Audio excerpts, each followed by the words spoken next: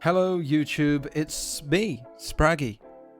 We are back with the fourth installment, I believe. Not that it really matters, all these videos are quite independent of each other. If you're picking up here, don't go anywhere. Just relax. You can keep watching, I'll make it. You don't, everything that went before is basically there. So far, playing 50-cent $1 cash games on PokerStars in the Zoom pool. We've played 500 hands, and we've made a profit, which is better than losing. We've made $195.84. We've played some big pots, as you can see, swings up and down a buy-in here or there. And overall, a lot of it has been some run good, I think. Display all in EV. We're above EV by 50 bucks or so. Again, just an irrelevantly small sample. I could be a massive loser in this game.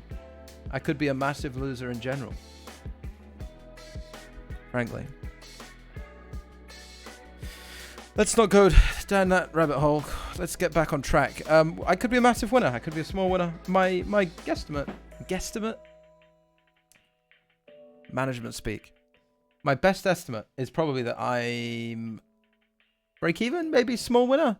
If I play late at night, again, it's 6 a.m. here, so I guess it's early in the morning. Late at night, whatever you want to look at it. Days just sort of all meld into one at the moment, don't they? Nothing, no time doesn't really matter, and days don't really matter, and the calendar doesn't really matter. I'm just in the house. It's 2021 February. If you're watching this in 2024, we're in lockdown at the moment still, but renewed sense of optimism. But at the moment, time is but a fleeting, distant memory. Commitments and responsibilities not forthcoming. I digress. We're up $195.84, which is great. Today, we're just going to jump straight into two tables. Oh my, I'm not even logged in. Now there's going to be like a 30-second content gap here where I'm in the content cage of YouTube retention. And I look at the little graph and it tells me when you guys stop watching. And usually when I go on like a rant about the shape of people's ears and stuff, as we did last week, and I see the numbers drop off. We are about to just kick on straight into it. Two tables, 50-cent $1 Zoom. There are currently 56 players playing in the prize pool.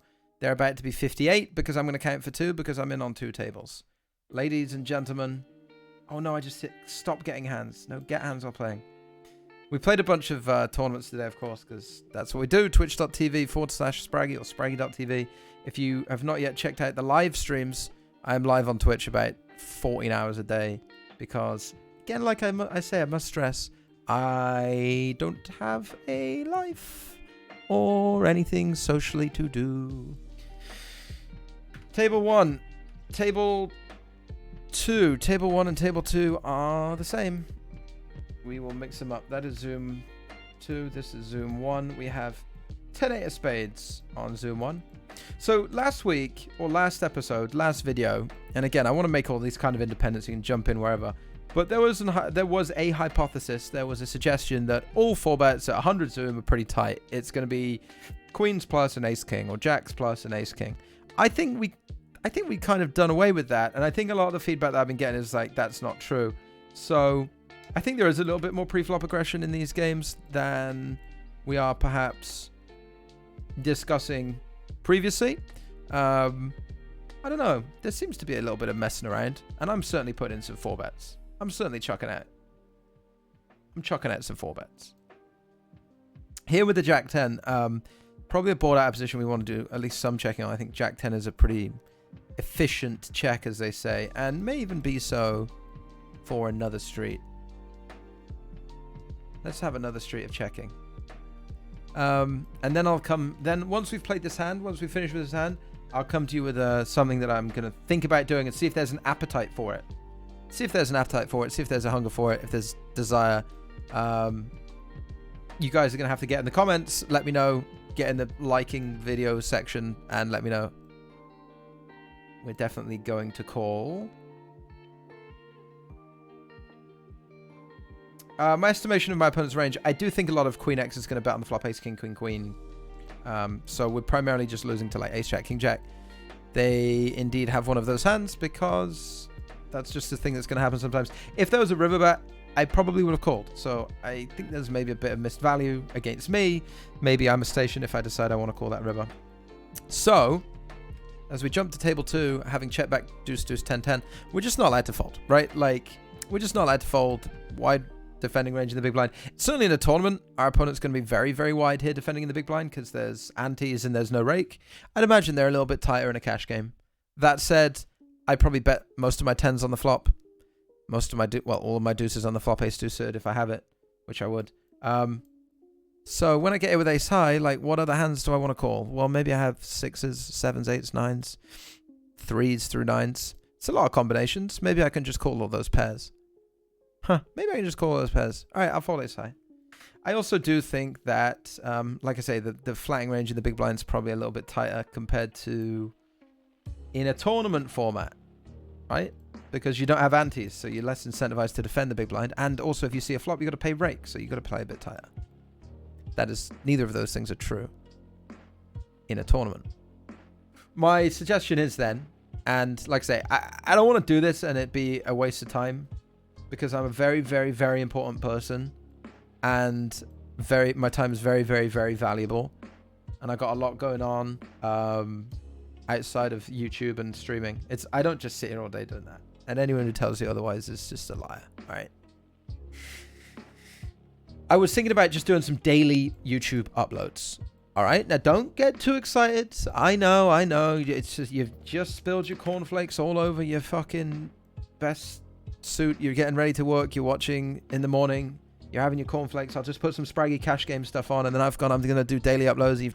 Hooray, jumped out. Well, what are you jumping out your seat for? Well, Spraggy's in it. You got cornflakes everywhere, you prick. It's, you know, if anyone gets divorced as a result of that, I'm sorry. It was probably going to happen anyway, frankly. If, you know, when your significant other, be it husband, wife, whatever, your significant other, if they get annoyed that you spill the cornflakes, it wasn't about the cornflakes, all right? I'm just going to, there's some relationship advice here. We lure you in with 50 cents a dollar and then it just turns to relationship advice, all right? If they're getting mad that you spill the cornflakes, by the way, I'm folding to a 4-bet because it's always jacks plus, apparently, you guys tell me. I'm value betting king 10 because I want jack 10 and queen jack to call me. Thanks for playing. You've been a great laugh. Pocket 7s. Nice. We beat the pocket 7s. Where was I? People are getting divorced. Oh, yeah. It's never about the cornflakes. It's never about the cornflakes. The cornflakes is just like something that's gonna trigger an underlying issue. Like, they were annoyed at you before. They're starting to fucking... they're annoying you in general. And the cornflakes is just like another thing that's tipped them over the edge. Address it. It's not too late. Just talk. Communication. Bit back and forth. Hey, sorry, accidents happen. I spilled the cornflakes. I'm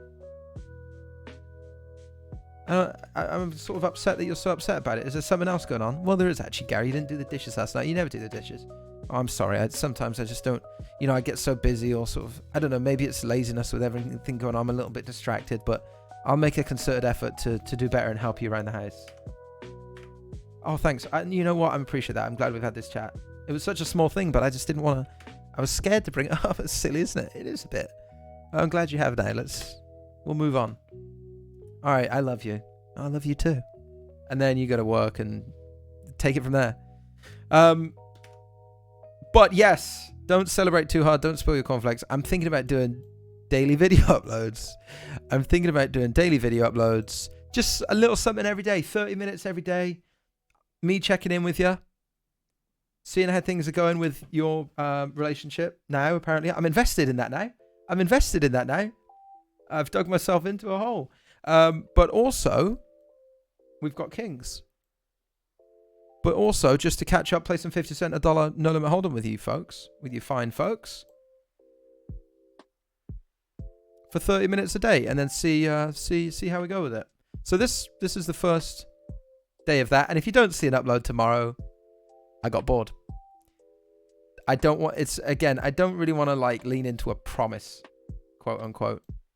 But let's see how we go. If there's enough likes and comments and new subscribers and people on Twitch who come in and say, Spray, I heard you're doing daily uploads. I'm all for it. Or you jump in the comments down here where the YouTube algorithm likes them and say, daily uploads sounds like a great idea, Spraggy. And also, your hair looks great. And thanks for the relationship advice. You saved my marriage. If that's something that you want to do, by all means do it. by all means do it. And smash the subscribe button. As they say.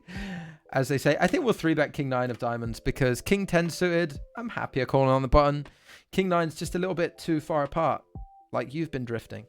So give it a 3-bet, probably more exciting than calling, I would say. And A6, give it a 3-bet against this bear human hybrid. Yes, oh yay. 4-bet. I think we've been 4-bet 3 times already. So either our opponents are running some very, very good card distribution and they're picking up queens, jacks plus a lot, ace, king plus a lot, or people are actually 4-betting, which I would wager is the case. In terms of tournaments, it's Turbo Series at the moment on PokerStars, so I'm going to try and run a replay for you, but we might get a different stinger transition. Let me see if this is... Oh, there you go, see. It's Turbo Series at the moment, so we got this little... This is for the live stream. And then, yeah, we'll have a different... You see the replay screen is Turbo Series themed. I changed the main one back, but not this. And look, you'll see it go into reverse. You like that? Nice little touch just for the production value for whatnot.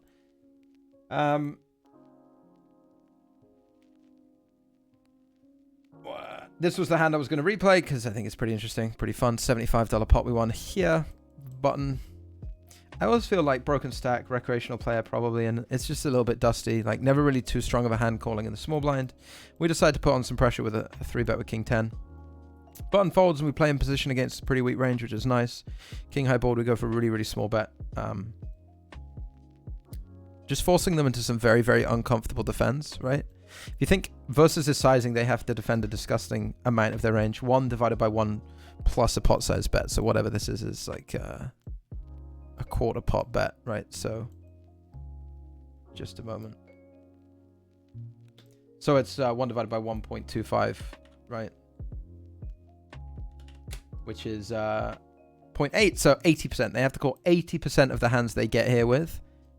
Otherwise, I can just profitably bet any 2, and they don't want to let me profitably bet any 2, do they? So they have to defend a bunch of stuff. And if they don't, then every time I'm bluffing here, I make more money than I'm supposed to, right?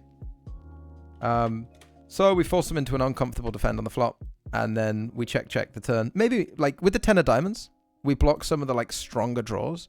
So I'm probably okay mixing this into a check back, in a sense that, like, there's fewer hands for me to protect against, and my kicker is out kick sometimes. Maybe I just can't go 3 streets with this, right? So it's nice to keep, like, a weaker 10 when I block some of the draws that I would otherwise be concerned about. So we go for the check. And then value bet the river, half pot, and we get looked at by 7s. Which is just, you know, a non-believer, I suppose. So that's nice, and this is also nice because we have made the nuts. Now, this is interesting. Our opponent bet the flop. They check called the turn, and now they're betting tiny at the river. I'm just going to be really greedy and shove. Because I don't think that they bet call too many 2 pairs. And I think if they're going to bet call, it's because they have a 9. Now, if they have a 9, I think it doesn't matter. If we make it like 20 or we make it 60, they're just not going to fold a 9. So, maximum in the area, we'll just make the outrageous overbet size and get paid, which is quite nice. And we have called on the flop, check on the turn, tried to take our hand to showdown. I do think the repeat queen... Obviously, the repeat queen is a spot where our opponent is going to fold, is going to check some kings on the turn. Naturally, right? It seems like a pretty natural way to play a king because you're a little bit worried about the queen.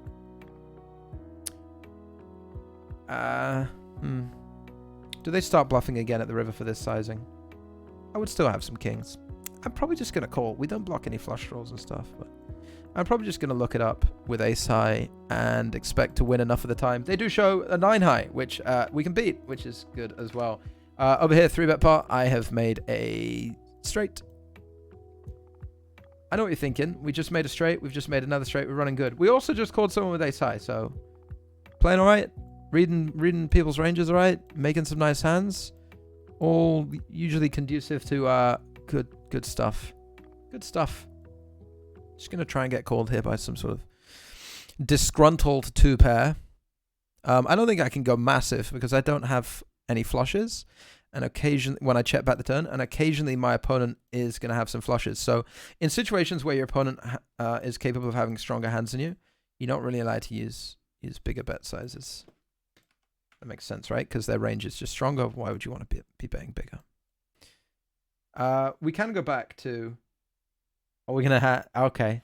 Because there it is again. I mean, it's nice. Off the Spraggy mascot and then privacy. And then into reverse. Great. So this was the hand where we made a straight and maximized value. And I think this is kind of like an important concept to understand.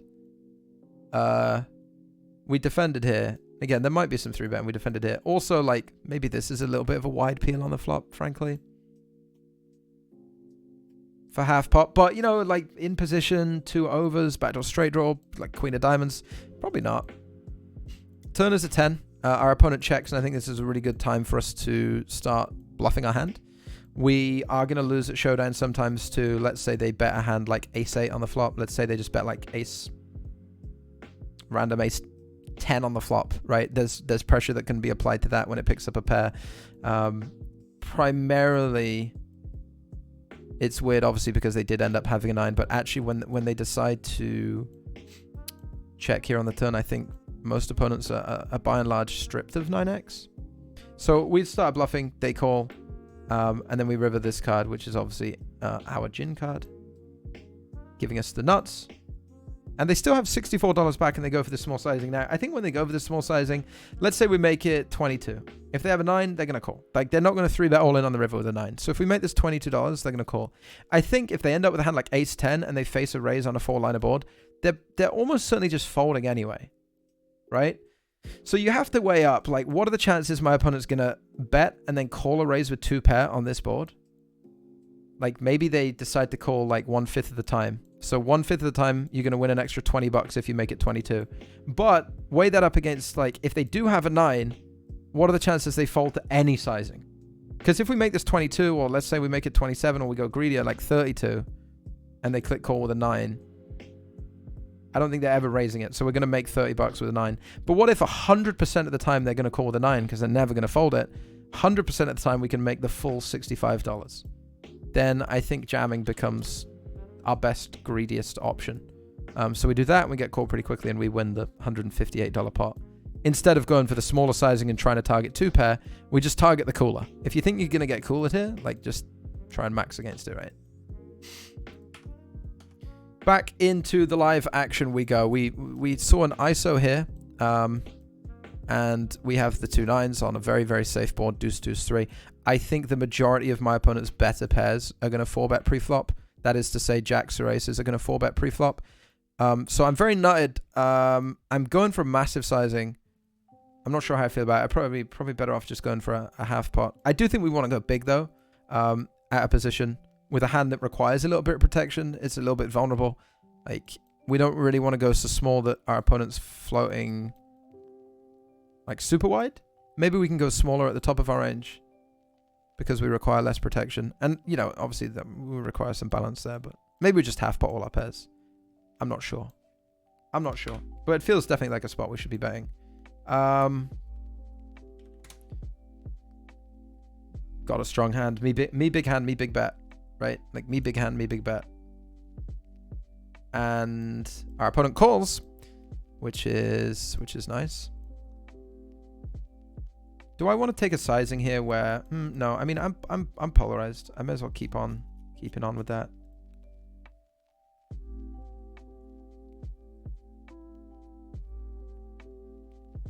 They're gonna make a 6 sometimes too. I'm really not sure how my sizing should work at the river. The thing is, like, my overbet sizing on the turn, I'm representing straights and 2 pairs, basically. So at the river, I have straights and boats. So any sizing I take, my opponent isn't really incentivized to raise because I have straights and boats. So even if they river 6, if they river trips, they don't really want to raise against me because my hand is either nothing that just folds or it's a nutted hand that beats them. So I want to take a sizing where I'm putting in so many chips on the flop, so many chips on the river, because it's not really a spot where they can do any raising for me. So I got to do all the big bang. They end up calling to our overbet twice, and they have pocket 7s, which I actually think is an okay kind of nice bluff catcher, in a sense that, you know, I'm representing hands like 7-8, and they block it pretty hard, and then I have sets, and I didn't bet the flop, so like the only set I have is pocket fives. So in terms of hands from them that I would think are good hands to call with, I think sevens is their best hand to call with, better than aces. Like if I would rather call sevens there than I would ace. This guy is the guy that bluffed me before with 9 high. He bluffed me in a small pot on another table, so I'm raising on the flop and then calling $1, and like this is pretty miserable. Against most opponents, I would now fold on this card and this run out. Against this opponent, I do block Jack 10, and I think he's capable of just some really silly betting, so I'm looking it up. And this time he has the nuts. But there was a pot that you didn't see that went to showdown whilst we were on a replay where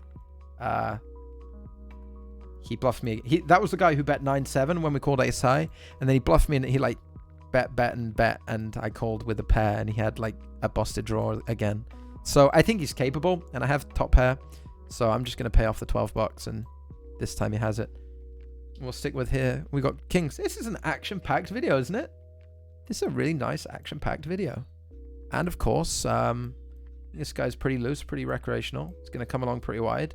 Now we're going to make this probably $13. Unlucky for some. With king. Because kings is a very, very good hand. I assume Dario looks like a reg playing a couple tables.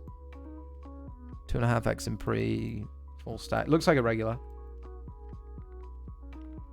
Any action from Dario, I'm just all in with king. Pre-flop. Yep. Okay, well, we're all in. Don't think that's going to surprise anybody. We expect our opponent, like I said, to be 4-betting a lot of worse hands. We're out of position. We just jam. We're going to play a $200 and something pot against aces. You know what, mate? Good for you. Good for you. We outmaneuvered a lot of players. We got some good value by overbetting. We made some bluff catches, etc. And then they run us kings into aces for $100. Well, take it and get out of my sight. Shame in it. Especially in a spot where we're squeezing with the recreational flat as well. I think our range is perceived to be a bit wider, but sometimes they have aces anyway and they don't really give a shit because they have aces. Likewise here, blind v blind, we're just going to bet and bet and bet and bet.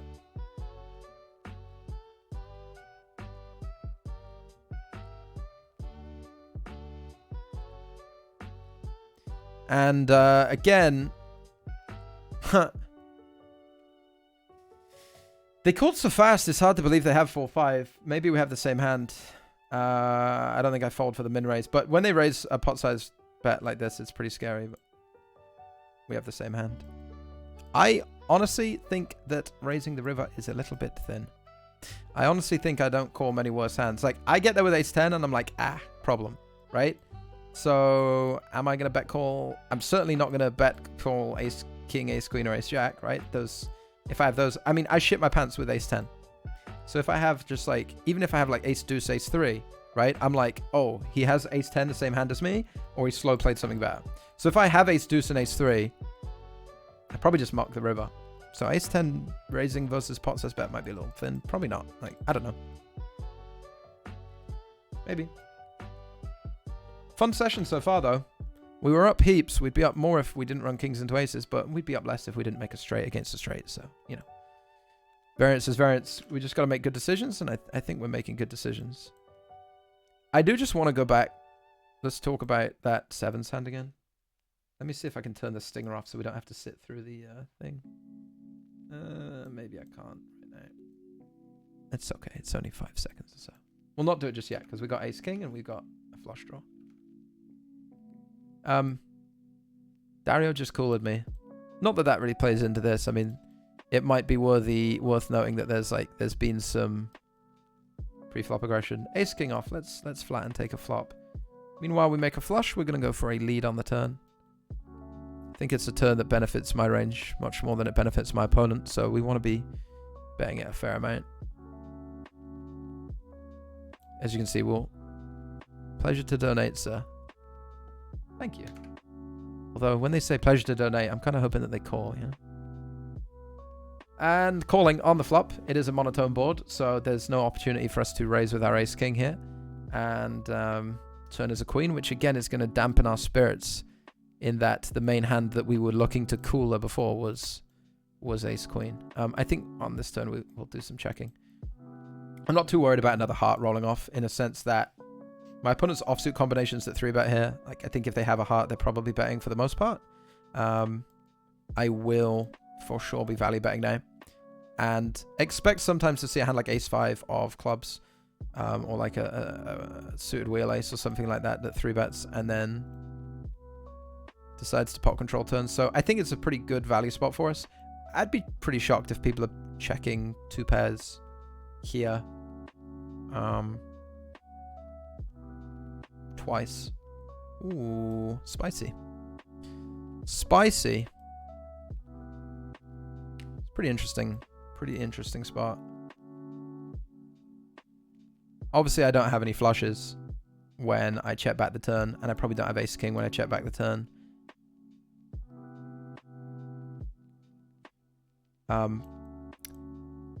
This might come down to, it's obviously a very good flop, and I don't dislike the line. I think if I had more of a time bank, it really, the problem is, like I said, I don't have any flushes and I don't have ace queen when it goes check check. So ace king might be my strongest hand. The problem is trying to find bluffs from my opponent, and it might be a spot that's just really underbluffed. Ace king with the king of hearts in my hand, it's just an infinitely better call than that hand that I bluff caught with. But I would imagine that at equilibrium, once the turn checks through, like ace king is just a call when we bet and they jam. I would imagine that we just have to pay it off. And I don't have anything to suggest that they're like underbluffing that spot. Population probably does, but like I don't like making decisions based on like wild assumptions. And that's you know, it's a pretty broad assumption, especially against a good reg. I say good reg. I mean, I'm assuming that. So far they've had aces versus kings and 3-bet king 10 and flop to flush against me when I have ace king and flop an ace. So it's like, maybe I just bet fold everything at the river and not worry about it in the 100 pool. But I would imagine there's some bluffing going on. I imagine like they're going to 3-bet something like king jack with a heart sometimes and king queen with a heart sometimes, and you know, block 2 pair and block the nut flush and decide to check rip it at the river in a spot where I'm capped. But again, like this is all my best assumptions of how opponents might be playing. We were up $220 something, $229, and then we lost 2 stacks. But that's all right. That's all right. I feel obviously obviously the king versus ace is like 0 strategic merit hand. The ace king certainly strategic merit hand. You could argue for a 4-bet pre-flop always. I think it's probably going to call sometimes, and you know, us calling and keeping the king 10 in, despite the flop, is actually a really good outcome. We're in position. We dominate their king x. Obviously, that's pretty good.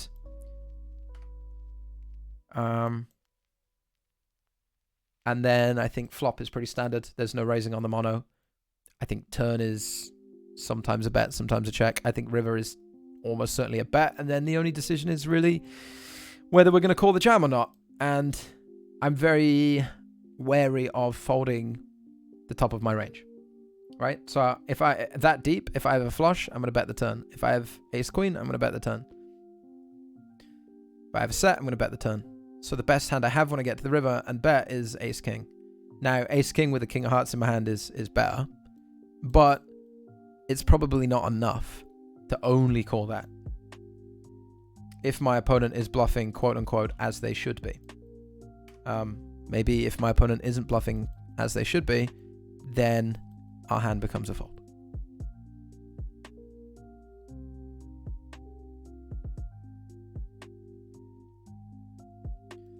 I have the ace of hearts, and obviously I have a 9. Like, there would definitely be an argument for just calling with this hand.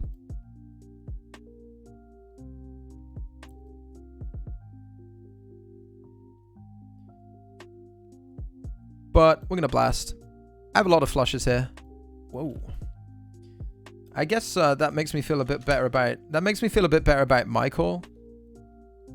It makes me feel a bit better at my call with ace king at the river, because if that guy's making it, then I guess it's kind of the thing to do. I like my hand as a bluff. I block 2 pair, I block the nuts. It's a spot where I'm going to have the nuts a fair amount. But we do blast off another stack. Ha ha ha! It's nice to bluff though, isn't it? It's fun to bluff, and it's entertaining to bluff. I think we've had a pretty entertaining session.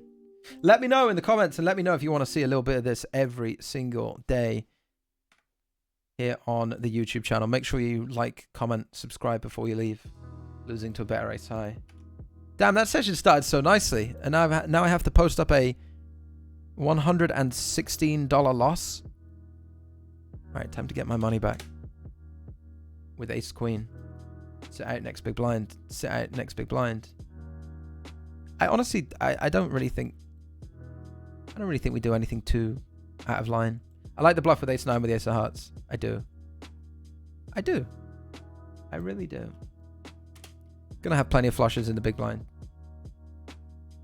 9's a pretty nice card to have to block some of the stronger heroes. You know, like sets and 2 pairs.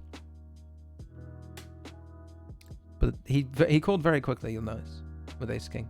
Maybe, but again, that makes me feel better about my call, because it's like, maybe you just have to call very quickly if you have ace king in those spots.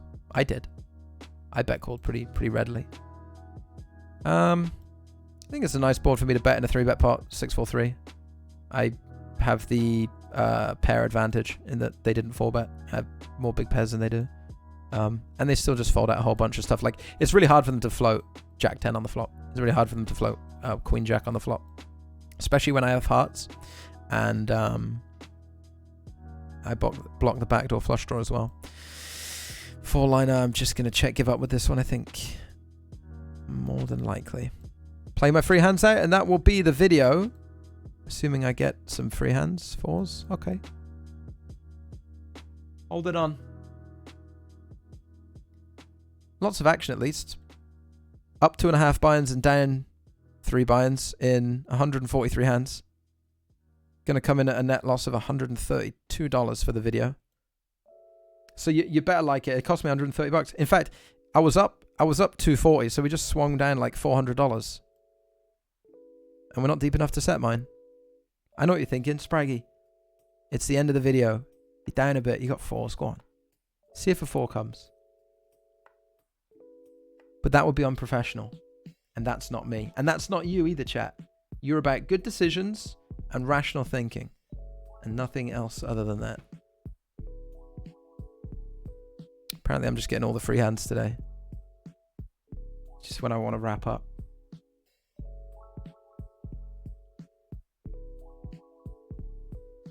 And playable hands as well. Arguably we might have been 3-betting the 8-9 suited. There probably is some 3-betting of 8-9 suited. Is that it? Thanks, folks. Thanks very much for watching. If you did enjoy it, hit the like.